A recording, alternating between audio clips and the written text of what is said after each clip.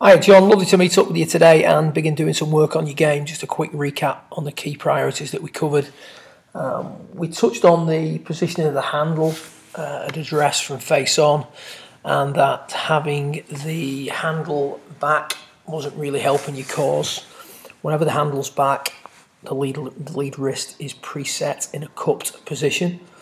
That cupped position makes cocking the wrists, particularly at the top of the backswing in your case, a much easier proposition, something that you definitely don't need. So at setup from face on, we push the handle forward, and the checkpoint we used was to have the butt of the club pointing towards the left hip. The amount that you push it forward is a variable. Play around with it. As you do push the handle forward, you do open the blade slightly, so you wouldn't want to do it excessively, but certainly having the handle back is not the way for you to go forward. So we want a little bit more handle forward. What we then talked about, I've got a swing on the right there from the early part of the session. We talked about controlling accumulator 4 initially. We were getting the arms travelling too far during the backswing. So this is you from the other day in the nets, obviously.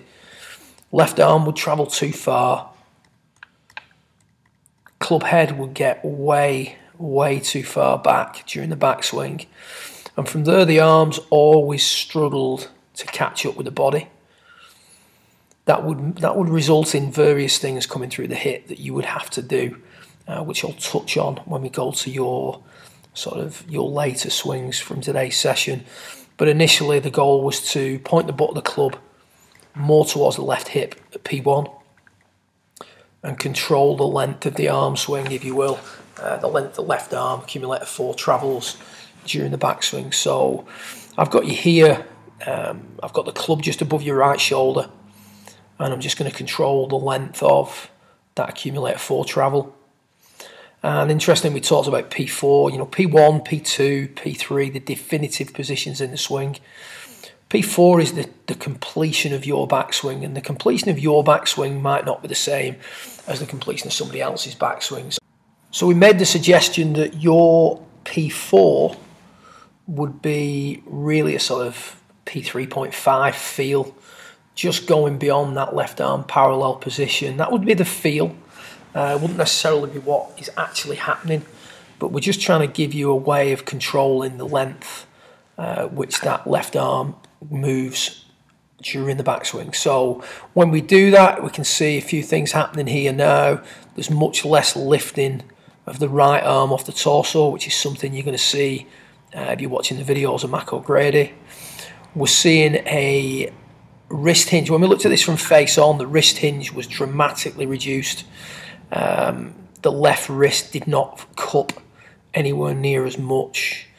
The eyes don't get twisted, etc., etc. So there's some nice things happening based on a couple of simple changes. So initially, we're going to push the handle forward just a little bit, flatten out the lead wrist, and then we're going to control the distance the left arm travels during the backswing. What I'm going to do now is I'm going to get your swing up from a little bit later in the session and discuss some of the changes that we made maybe at the midway point of today's visit. Okay, so what we've done here now is towards the midpoint of the lesson, we've talked about the positioning of yourself at address, and we've asked you to just move away from this slightly too right shifted bias setup where there's not a great deal of flex in the ankles. The tilt in the pelvis is relatively level. Your handle's not in a bad location. Your handle doesn't tend to get high, but if it did, that wouldn't be terribly conducive to what we're trying to get into your swing.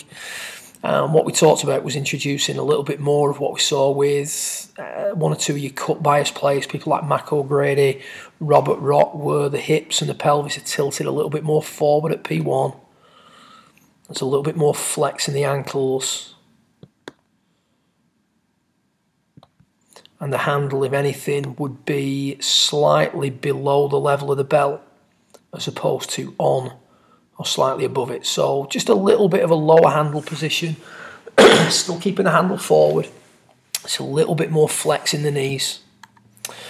And again, we've been out practicing on the range. We've been trying to control what accumulator 4's doing. I'm just going to take these two swings to the top. So this is you at the early part of the session, controlling what accumulator 4 is doing. That's taken care of by me holding the shaft to the side. This is you towards the end of the session. You can see there that you're getting a much better awareness. I mean, that backswing isn't long enough, but what I'm asking you to do in this instance is sort of max out all your feels. So we've got the handle forward, we've got some flex in the ankle, we've got some tilt in the pelvis. And we're also doing then, as well as controlling accumulator 4, we're working on this principle of turning the corner at the bottom. If the rate of extension is too high, as you come through the hitting area, your arms are going to get thrown off the arc in this direction. And that manifests itself in either a straight push out to the right hand side, or in an attempt to turn the corner, you're going to roll the hands at it too much and you're going to start to hook the ball over to the left. It's the same issue. It's having the club a little bit too much in behind you at P6. It's having a butt that's tucking under you too quick through the hit. So what I'm trying to do here is I'm trying to get you to max out all the pieces so that we can see an opposite effect. So as we go down now to P5 on this one, I'm asking you to really turn the corner and using the torso to do that. The thing we see that's different from your original footage that you sent me is that the right shoulder works sort of down and around a little bit more. So we get a little bit more chest onto it a little bit sooner.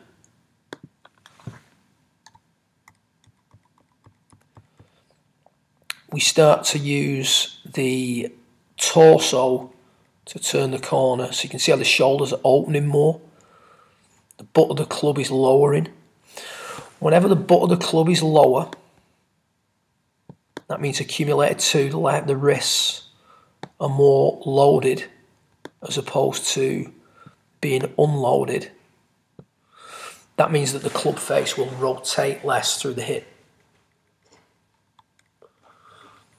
The exit will become lower.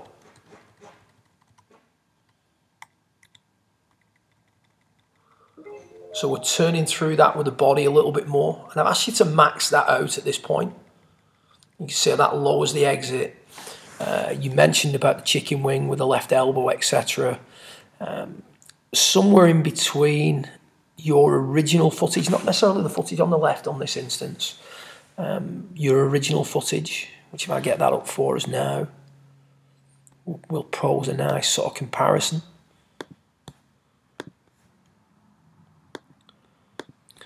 So in the original footage at P7, we've got the handle quite high. Just miss impact on that, but you get the idea. We've got the handle sitting quite high. We've got the wrist cock coming out pretty fast versus handle being lower, wrist cock maintained. There's more flexing in the knees. There's a little bit less extension on the right than there is on the left. On the left, the exit's going to be quite high. And on the right, the exit's going to be much lower. Somewhere in between those swings would be the swing that ultimately we want you making. And that would be the pattern, if you will, the model. Having said that, if you can spend more time swinging in the manner that you're demonstrating here on the right in training, you're going to be ticking those boxes over and over again. You're going to be pushing the handle forward at setup, flexing the ankles and the pelvis forward a little bit more at setup, controlling accumulator 4 during the backswing, and then controlling the rate at which you turn the corner. And that was demonstrated beautifully with driver towards the end of your session. We're just going to get that driver swing up for you now, and I'm going to put Hunter Mahan alongside you because we touched on his swing and how that principle of turning the corner can really help you with your driver long term. Okay, so here we're working on turning the corner at varying rates to create a straighter ball flight. That turning the corner is a principle. It's something that we've all got to do, and we do it in various ways. And we talked about, using the hands and rolling the wrists is one way of turning the corner, and unfortunately, it's quite an ineffective and inconsistent way. Whereas using the torso to turn the corner is a little bit less destructive. If you watch Hunter Mahan here on the left, a lot of similarities in your backswing and his at that point with driver. Both get the hands pretty deep, but the club well behind the right shoulder. As Hunter changes direction, I'm just going to put this box around his head. You sort of get the impression, loses the club head a little bit at that point. Left arm very much in. Now, at this point here, the left arm is angled in quite a lot, more than you see with a lot of tour players. The shaft is certainly sitting and gives the impression that it's going to sort of tumble this way and he's going to get stuck under it a little bit. And I know from the interactions that I've had with a colleague who's worked quite a bit with Foley in his time with Mahan, has suggested that they always fight in a block and work continuously on adding some pull, if you will, to his shot pattern. What you're going to see is Hunter starts flexing forward, so the head goes down and forward, so flexing and rotating to bring the club less from the inside. Hits a very in line. I was fortunate enough to watch him hit balls at a clinic in 2008, and it's very, very in line. You see how low the exit gets. If you go back to P5, you wouldn't necessarily expect to see such a low exit from that sort of transition. But he adds that turn in. You see how the chest opens up. That's a realigning of the swing. So therefore the exit complements his tendency of sort of getting the club stuck behind him. So he's continuously working on that sort of hitting a lot of pulls in practice, a lot of fades, etc. With your swing on this one, this is you. Obviously, I'm not there to control the length of the left arm. You do that beautifully in this one.